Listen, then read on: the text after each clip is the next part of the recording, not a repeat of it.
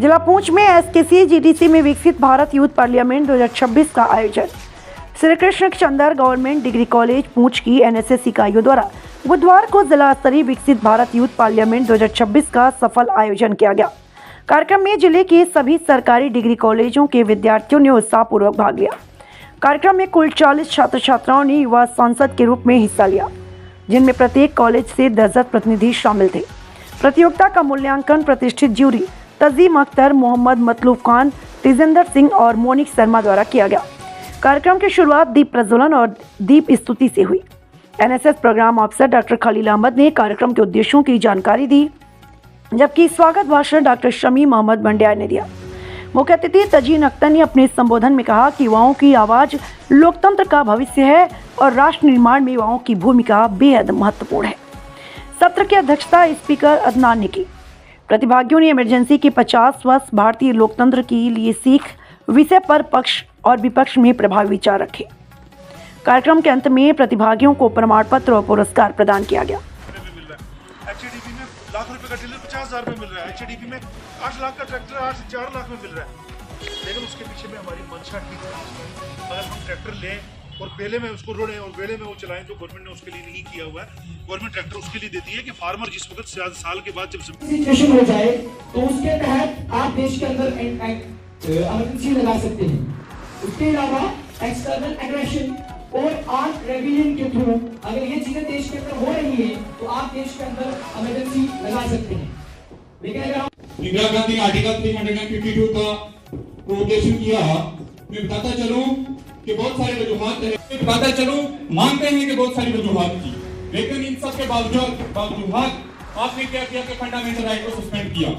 मैं ये कहना चाहता हूं कि ये fundamental right, this fundamental right were implicated at a great cost. ये फंडामेंटल राइट कोई ओवरनाइट हमारे कॉन्स्टिट्यूशन में इंप्लीकेट ये जो उन्होंने माल प्रैक्टिसेस की है, इलेक्शन गलत तरीके से जीता है, वो तब उनके खिलाफ जब कोर्ट ने फैसला सुनाया तो तब उनको बताया गया कि उनको 6 सच को डरा दिया,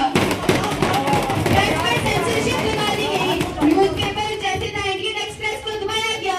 जनाब स्पीकर, मैं फिर पूछती हूँ, क्यों कुरान पर ताला लगाया गया? क्यों सच को छापने से पहले इजाजत लेनी पड़ती थी? क्यों सच से इतना डर था? जबरदस्ती नसबंदी अभियान चलाया गया, गरीब और कमजोर लोगों को मजबूर किया गया। क्या डेवलपमेंट का मतलब इंसानियत को दबा देना है? क्या प्रोग्रेस का मतलब लोगों की आवाज छीन लेना है? संविधान के आर्टिकल 352 देश की सुरक्षा के लिए बनाया गया था। जनाब स्पीकर, लेकिन सरकार से नहीं बल्कि we the people of India से चलता है। इमरजेंसी ने हमें 3 सीखें दी कि संविधान सर्वोपरि है, कि मूल अधिकार देश की आत्मा है, कि सत्ता पर नियंत्रण और जवाबदेही अंधेरा गहरा हो जाए।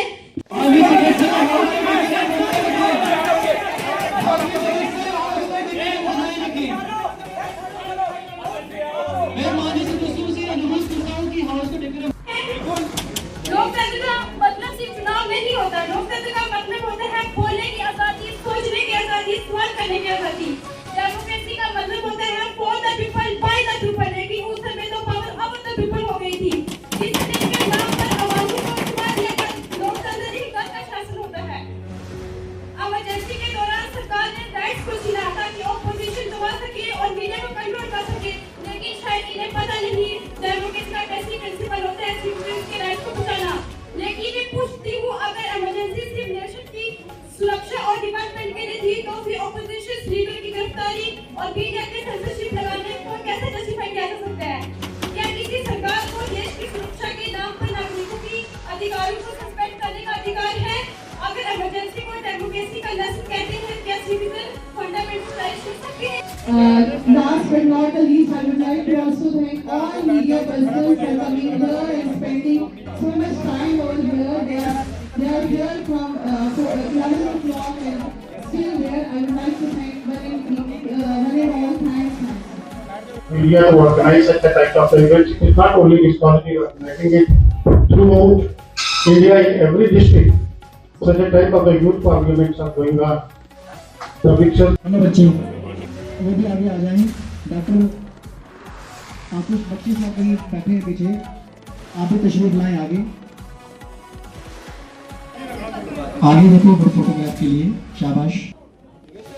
सारी डिग्निटरीज पीछे खड़ी हैं, आप आगे देखिए।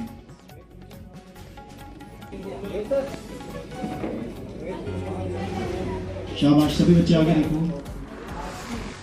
अतुल शर्मा, अभिनव मिश्री, जहीर अब्बास साहब का भी दे दें, ये प्रिंट मीडिया से mister Zaheer Abbas. Parvinder Singh, State Time, JK Bharat, mister Harinder Singh, JK Bharat.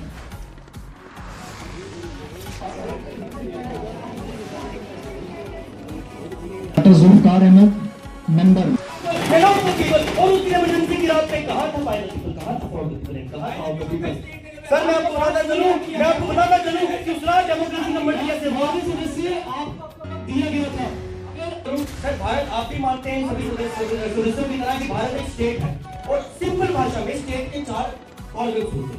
पहला citizen, politician, judiciary and press. और मैं बताता हूँ इन्होंने इन 4 ऑर्गन्स के साथ क्या क्या किया। सिटीजन के साथ इन्होंने फोर्सफुल स्टरलाइजेशन कैंपेन्स चलाई, कि जैसी शाह कमीशन कहती है कि करोड़ों लोगों की इन्होंने नसबंदी करवा दी।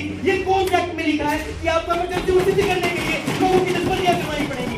दिल्ली में स्लम्स गिरवाए गए, हमारा बोलने का अधिकार हमसे छीन लिया गया। अरे सर, हमारे पास एक ही ताकत है बोलना, और जो बोलने का अधिकार ही छीन लेंगे तो कैसे सिद्ध करेंगे कि इन्होंने इमरजेंसी सही थी। केवल इन्होंने अपनी गद्दी बचाने के लिए जब इमरजेंसी लगा दी, तो मैं नहीं मानता कि इन्होंने कोई मॉडल काम किया। और आज सिद्ध कर देंगे जवाब दीजिए, लॉजिक आ रहा। और सर, मैं आपको बता दूं, बड़े ही शर्मनाक एक्ट थे 2, मीसा और डीआईआर एक्ट, जिनके तहत 1 लाख से ज्यादा लोगों को बिना ट्रायल्स के अरेस्ट किया गया। जैसे शाह कमीशन कहती है, मैं अपने दिल से नहीं कहता। और सर, दूसरा ऑर्गन पॉलिटिशियन, हमारे टॉलेस्ट स्पीकर अपोजिशन होती है, कौन डिस्ट्रिक्ट लेवल का इवेंट करवा रहे हैं। ये है डिस्ट्रिक्ट लेवल यूथ पार्लियामेंट 2026। तो इसमें डिफरेंट कॉलेजेस के जो बच्चे हैं, जितने भी कॉलेजेस हैं हमारे डिस्ट्रिक्ट में, उन सभी कॉलेजेस के बच्चे यहाँ पे आए हुए हैं इसमें पार्टिसिपेट करने के लिए। और यहाँ से जो बच्चे सेलेक्ट किए जाएंगे, जूरी मेंबर्स जो आपने देखे अलग अलग फील्ड से हैं, वो जो उनको सेलेक्ट करेंगे, उसके बाद उन्होंने यूटी लेवल के ऊपर पार्टिसिपेट करना है, और उसके बाद उन्होंने नेशनल लेवल के ऊपर जाकर पार्टिसिपेट करना है, जो यहाँ